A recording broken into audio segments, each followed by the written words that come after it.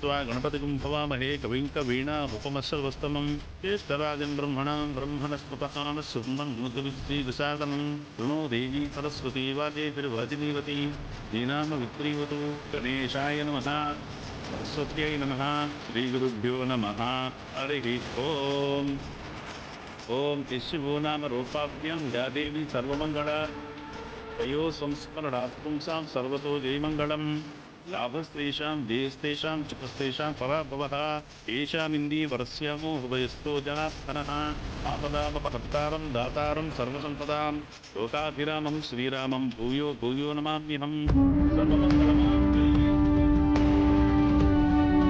పిల్లల పెళ్లి చూడలేకపోయినా ఈ నల్లపూసల కార్యక్రమమైనా చూడగలుగుతున్నాం. ఆ సంతోషమైనా ఇచ్చారు వీళ్ళు మనకి. అదే ఉంది చెల్లెమ్మ. పిల్లలు కొన్నిసార్లు ఆవేశంగా నిర్ణయాలు తీసుకుంటూ ఉంటారు. పెద్దవాళ్లుగా మనం అర్థం చేసుకుని ఆశీర్వదించాలి. శౌర్య రామలక్ష్మి వాళ్ళ ఫంక్షన్ కూడా ఇక్కడే జరిపించొచ్చు కదా వదినా? జరిపిద్దాం అనుకున్నాము, కానీ పాపం వాళ్ళ అమ్మ నాన్న వచ్చి అడిగారని కాదనలేకపోయాను. ఇప్పుడు వాళ్ళు కూడా ఈ ఫంక్షన్ ఘనంగా జరుపుకుంటూ ఉంటారు. సారీ అస్మిత, నిన్ను చూస్తే జాలేస్తుంది. పోయినసారి లేడీస్ ప్రాబ్లం అని తప్పించుకున్నావు. ఒకే నెలలో 2 సార్లు చెప్పే అవకాశం ఆ అబద్ధానికి లేదు. పోనీ జెంట్స్ ప్రాబ్లం అని నేను అనలేను. నువ్వే పెద్ద ప్రాబ్లం నాకు. పొరపాటున నీకు ఒకవేళ తాళి కట్టినా ఏమీ అనుకోవద్దు. ఊరికే తూతూ మంత్రంగా అలా కట్టేస్తానులే, నువ్వేం ఫీల్ అవ్వకు.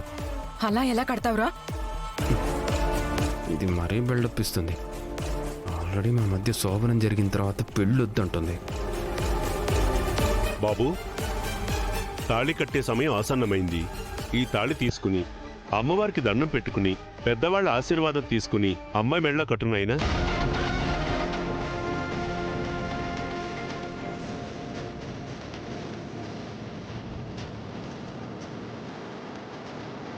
ఇదేంటి ఇలా చూస్తుంది?